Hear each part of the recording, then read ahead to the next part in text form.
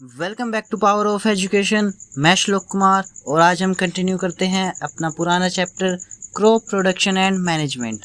अब तक हमने मिट्टी को अच्छे से तैयार किया और मिट्टी को किसकी हेल्प से तैयार किया ये भी हमने डिस्कस किया था अपने लास्ट लेक्चर के अंदर, और उसके ऊपर हमने बीज भी बो दिए।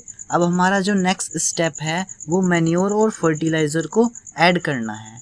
इससे पहले आप ये बताइए, आप जिस स्टेज में हो, आपको आपकी मम्मी मिल्क, प्रोटीन, हॉर्लिक्स और हेल्दी डाइट फूड देती है। आपको हेल्दी डाइट फूड क्यों देती है ये तो आपको अच्छे से पता ही है, ताकि आप अच्छे से ग्रो कर पाए। इसलिए जो हमारे प्लांट्स हैं उनकी ग्रोथ के लिए मैन्योर और फर्टिलाइज़र बहुत इम्पोर्टेंट होते हैं। वे पदार्थ जिन्हें हम मिट्टी के अंदर न्यूट्रिएंट्स का लेवल इंक्रीज करने के लिए मिलाते हैं उन्हें हम मैन्योर और फर्टिलाइज़र कहते हैं। मैन्योर को हिंदी में हम खाद कहते हैं और फर्टिलाइज़र को हिंदी में हम उर्वरक कहते हैं। अगर आप कभी गांव गए होंगे तो आपने बहुत सारी फसल देखी होगी और आपने ये भी देखा होगा कि दो खेतों के अंदर सेम टाइप की क्रॉप लगाई गई है और आपने उनके अंदर कुछ डिफरेंस नोटिस किया होगा कि जो हमारी एक क्रॉप है वो तो बहुत अच्छे से ग्रो कर रही है और जो हमारे दूसरी खेत के अंदर क्रॉप ग्रो की गई है वो थोड़ी उससे वीक ग्रो कर रही है।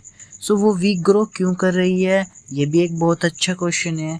वो वीक ग्रो इसलिए कर रही है क्योंकि जो सेकंड वाला खेत है उसके अंदर जो सोइल है उसमें न्यूट्रिएंट्स की कमी है, इसलिए जो हमारी क्रॉप है वो अच्छे से ग्रो नहीं कर पा रही है। जो हमारी मिट्टी है वो सप्लाई करती है मिनरल्स और न्यूट्रिएंट्स का किसी भी क्रॉप को, और जो हमारे न्यूट्रिएंट्स हैं वो बहुत इम्पोर्टेंट होते हैं ग्रोथ के लिए। किसी भी क्रॉप की ग्रोथ के लिए हमारे न्यूट्रिएंट्स बहुत इम्पोर्टेंट होते हैं। कुछ एरियाज़ के अंदर हमारे फार्मर्स क्रॉप के बाद क्रॉप ग्रो कराते रहते हैं एक ही फील्ड के ऊपर। वो अपनी फील्ड को कभी भी खाली नहीं छोड़ते।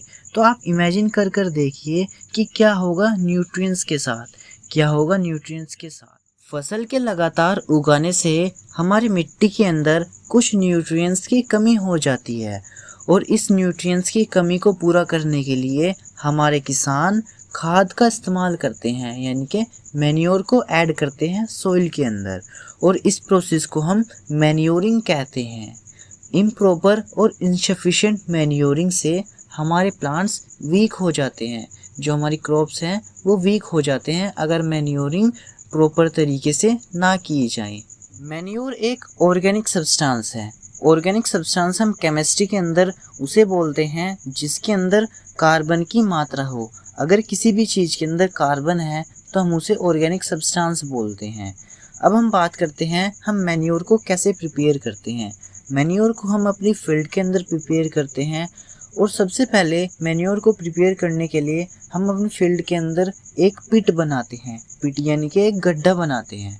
उसके अंदर हम बफेलो डंग, काव डंग, डेड प्लांट्स और जो हमारे किचन से निकला हुआ वेस्ट है, जैसे हमारे एप्पल के छिलके हो गए और जो भी हमारे ग्रीन वेजिटेबल्स हैं उनके छिलके हो गए, उन सभी को हम उस गड्ढे के अंदर डाल देते हैं और उस गड्ढे को हम खुला छोड़ देते हैं ताकि जो माइक्रो ऑर्गेनिज्म है उसको अच्छे से डिकम्पोज कर पाए, और डिकम्पोज होने के बाद जो हमें मैटर मिलता है उसे हम ऑर्गेनिक मैन्योर कहते हैं।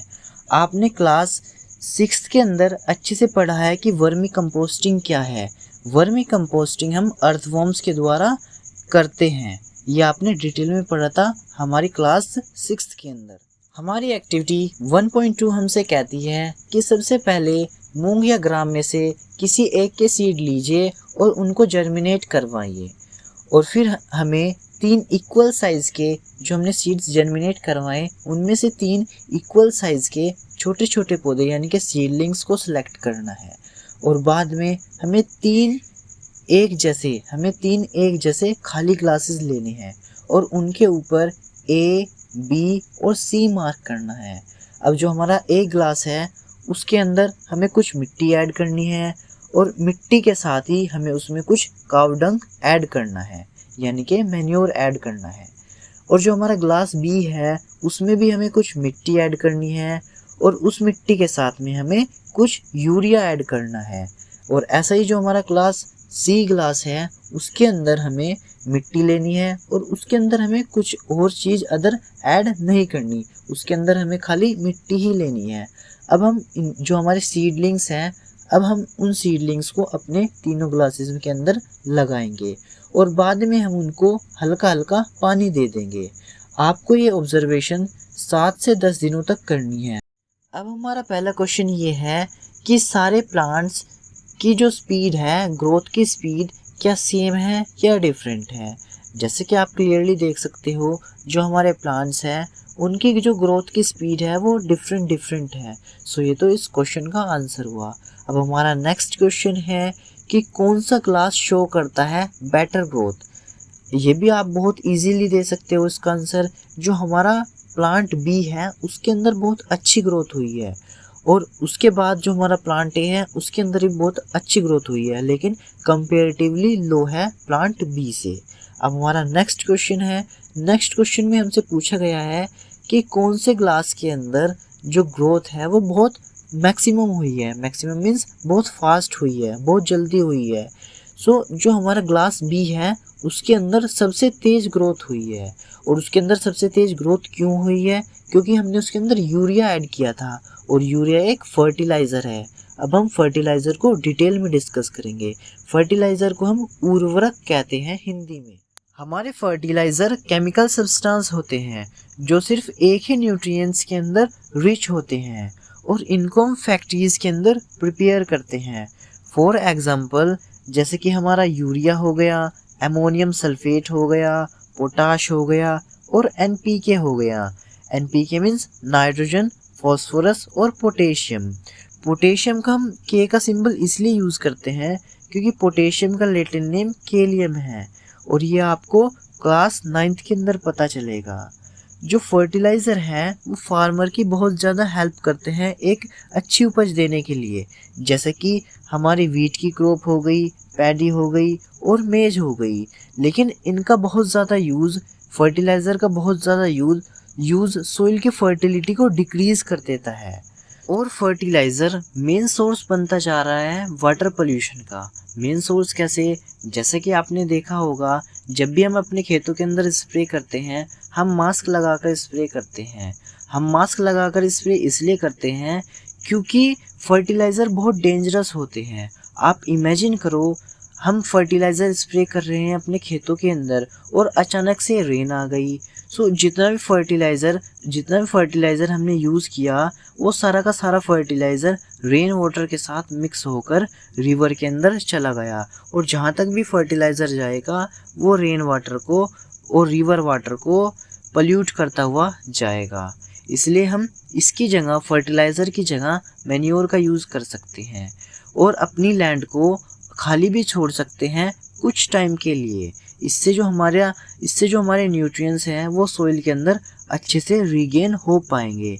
और मैन्योर का यूज़ करने से जो हमारी सॉइल का टेक्सचर है वो भी इंक्रीज़ होगा और जो सॉइल की वाटर होल्डिंग कैपेसिटी है वो भी इंक्रीज़ होगी। हमारे पास एक दूसरा मेथड भी है जिससे हम सॉइल की फर्टिलिटी और न्यूट्रिएंट्स को रीगेन कर पाते हैं।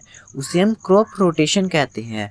क्रॉप रोटेशन के अंदर हम एक क्रॉप के बाद दूसरी क्रॉप, दूसरी क्रॉप के बाद तीसरी क्रॉप और तीसरी क्रॉप के बाद पहली क्रॉप, यानी कि अल्टरनेटिवली हम क्रॉप को ग्रो कराते हैं एक फील्ड के अंदर।